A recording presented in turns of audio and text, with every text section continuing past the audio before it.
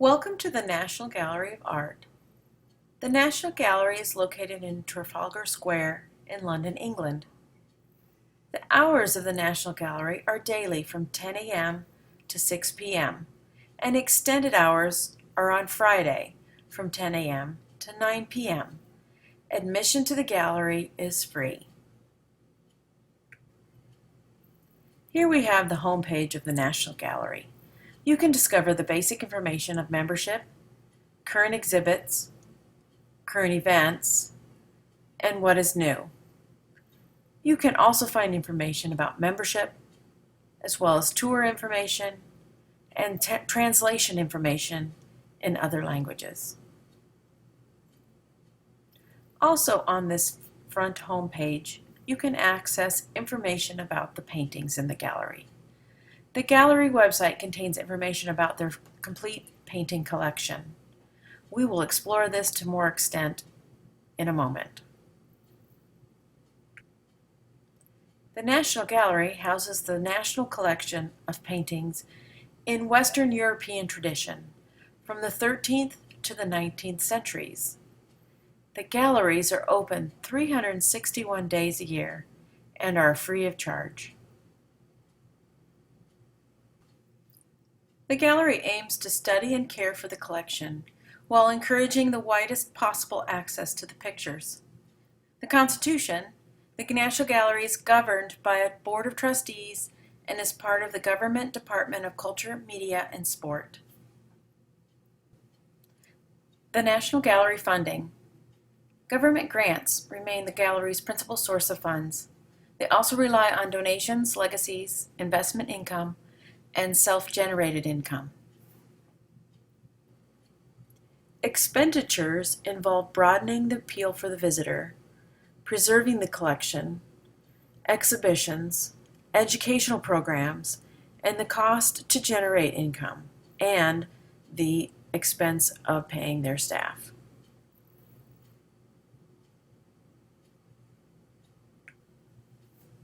Credit Suisse is a Swiss financial company that partners with the gallery.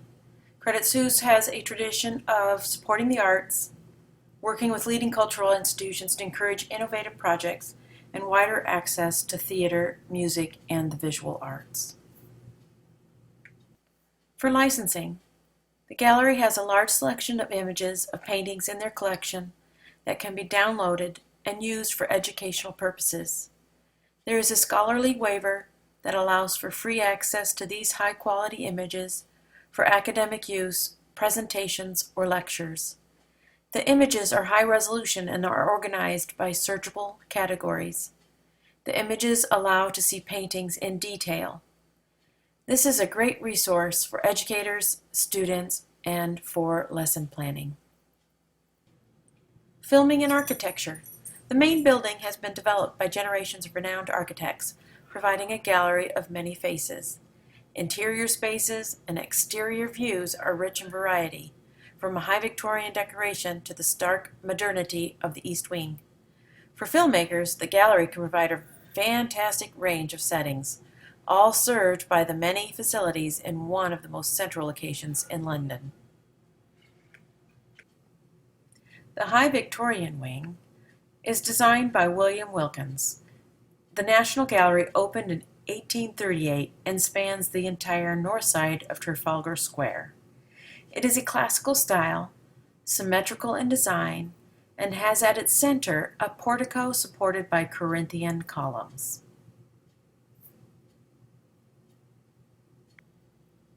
Sainsbury Wing was built from the generosity of the Sainsbury brothers and realized by the architect Robert Venturi. It was completed in 1991. Rising in the same height and facing the same Portland stone, the extension was designed to complement the main building. Inside the grand staircase, entire clad in glass, which creates a light and open space where the visitor can overlook the vibrant bustle and busy Trafalgar Square. The wing houses the entire early Renaissance collection.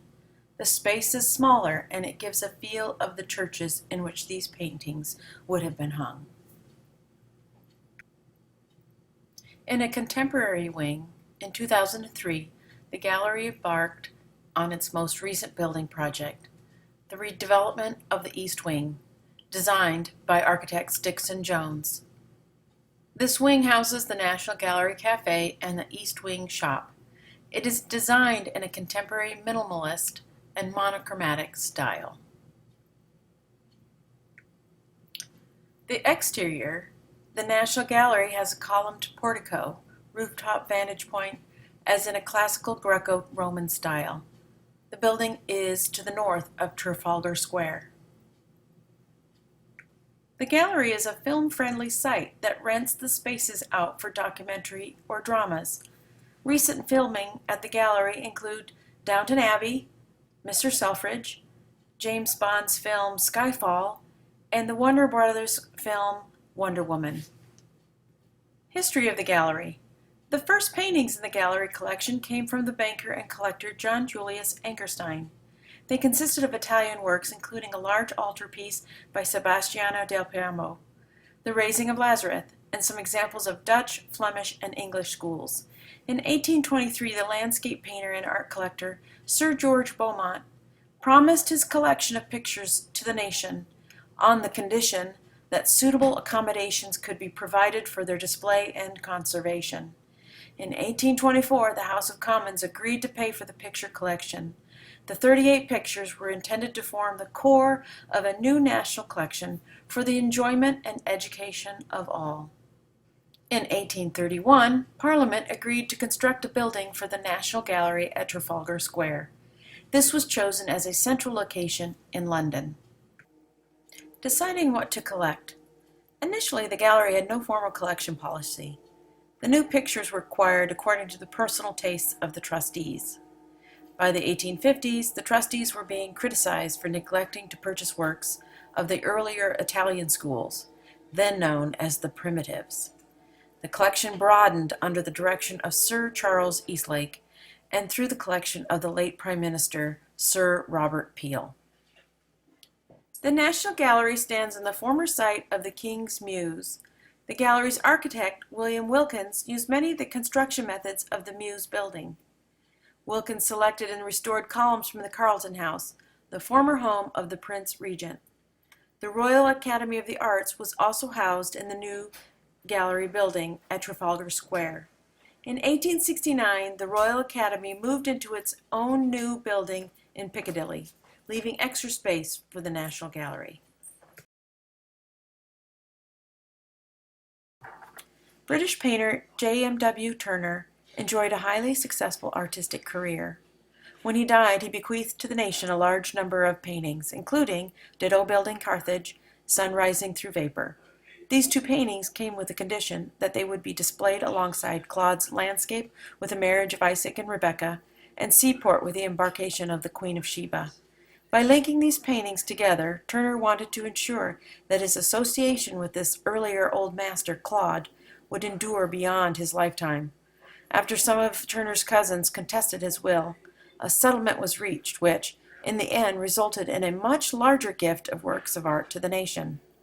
The entire bequest comprises of 300 oil paintings and around 30,000 sketches and watercolors. Details of the will and settlement can be found at this link.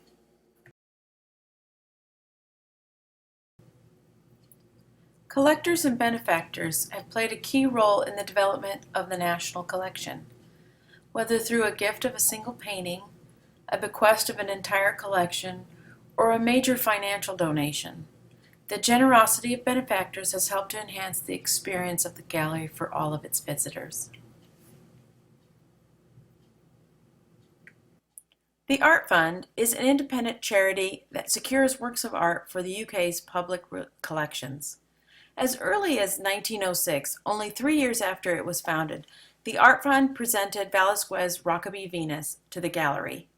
More recently, the Art Fund pledged £1 million towards the campaign to secure Titian's Diana and Actaeon, its largest ever grant for a single work of art. Altogether, the Art Fund has helped acquire 124 works of art through gifts and grants. A link shows the works that were purchased. There have been other wealthy benefactors, including Samuel Courtauld, which is the chairman of a textile firm. a philanthropist, Sir Paul Getty, chemist, Dr. Ludwig Mond, and supermarket founders, Sainsbury Brothers. And there are many others. Art collectors include John Julius Angerstein, the Duke of Bridgewater, Prince Albert, and Queen Victoria. Information about these collectors and their contributions can be found here. Prince Albert had a keen appreciation of painting. His large acquisition, however, came about by default. In 1847, he acted as a guarantor on a loan for one of his relatives, Prince Ludwig. As surety, Prince Albert was given a collection of German, Italian, and Netherlandish paintings. When the loan fell through, Prince Albert acquired all 100 works. There were some high-quality works among this collection, including a triptych by Giusto de Monteboy and Pinturicchio's Virgin and Child. In line with his wishes, after Prince Albert's death, Queen Victoria offered the collection to the nation. 25 of these paintings were selected by the National Gallery. 3 others are currently on loan from Her Majesty the Queen. The National Gallery is a collection of paintings. There are sculptures on the exterior of the National Gallery over a marble arch. They had originally been conceived by John Flaxman and John Rossi to commemorate the military victory in the Napoleonic Wars. William Wilkins, the designer of the building, adapted them to make them suitable for the new setting outside of the gallery. Paintings from 1933 to 1945 during World War II. In light of concern that some works of art now in public collections may have been improperly acquired during the period of 1933 to 1945, without restitution having been made, the National Gallery has paid particular attention to the whereabouts of its paintings during those years. Part of the National Gallery normal work is to investigate the whereabouts of its paintings from the time they were painted until the time they were entered into the gallery's collection. As of March 2016, the gallery has not received any claims asserting on behalf of another or others that any of the paintings on its list was looted or otherwise improperly acquired, nor was it aware of any such claims in the process. In the National Gallery and online is a nice collection of paintings. The National Gallery houses one of the greatest collections of paintings in the world. Enjoy free entrance 361 days out of the year. The gallery collection contains over 2,300 works. All major traditions of Western European paintings are represented, from the artists of late medieval and Renaissance Italy to the French Impressionists. Sir Charles Eastlake, the first director of National Gallery, went about acquiring 150 works for the collection. Eastlake was a museum pioneer of organizing, labeling, and displaying works of art chronologically with descriptive and labeling and scholarly catalogs.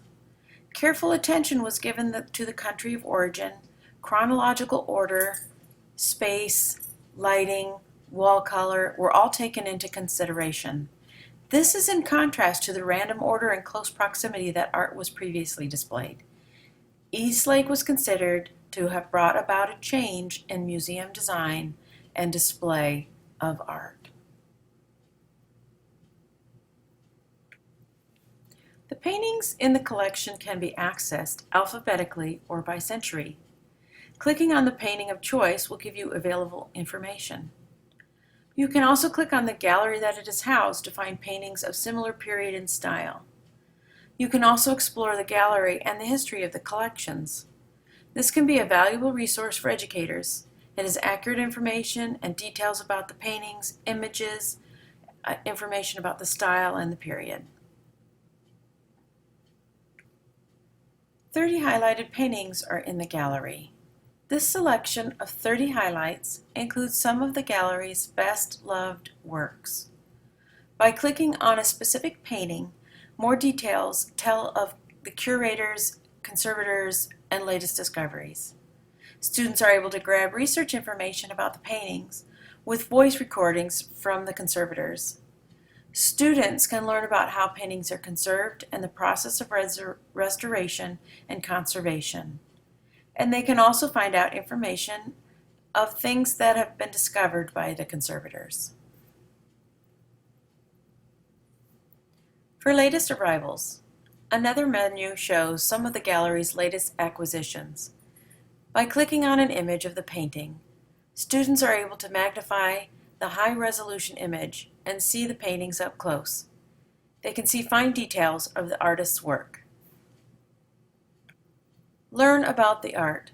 Explore the channel through film and get a fresh perspective from specialist staff, influential commentators, and contemporary artists. These short videos that are linked to YouTube can be accessed for lessons on making color, on Rembrandt, and stories and history behind the paintings. This People and Portraits video clip discusses the symbolism of the animals and objects that are included in the portraits. The objects have significance and tell something about the person in the portrait. This example could develop into a lesson for painting portraits for students of multiple ages. Students can paint a portrait incorporating symbolic objects or animals that have some significance to them. This would be a great concept for an art lesson.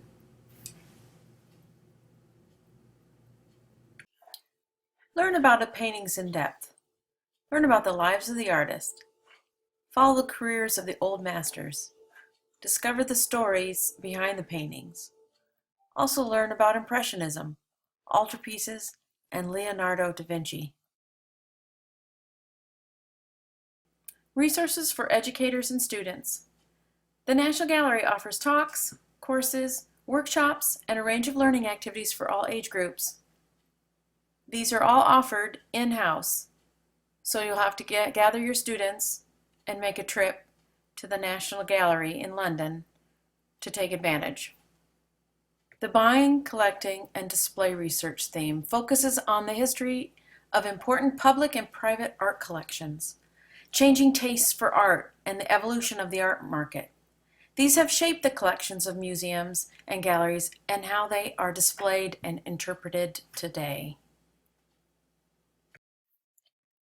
Meaning of making.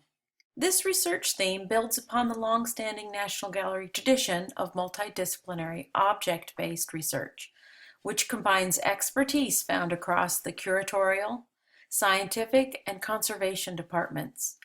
The National Gallery aims to contextualize the technical study of pictures within a larger art historical discourse, investigating notions of authorship, collaboration, copying, design, inspiration, and the reuse or reinterpretation of art objects over time. For visiting the National Gallery, if you're planning a trip to the National Gallery with students, there are tours, family activities, access for disabilities, and free drawing events. You can access this site to find out things that are occurring, events to plan around for a trip to the National Gallery. Here you'll find a virtual tour. You can click a link to see the gallery floor plan as well as take a virtual tour with 360-degree images. Click on the Floor Plan tab at the bottom of the screen to change to a different room in the gallery. Click on the Paintings tab for a list of the paintings in that particular room. Click on the painting title to view that painting. This would be an excellent resource to take a gallery tour without actually going to the gallery, or it may be a great way to preview the gallery before taking a visit. I hope you have enjoyed this tour of the National Gallery. As educators, the website and gallery are a useful source of information, research, video clips, and images for lesson planning, and I hope you are able to return to this site to explore further.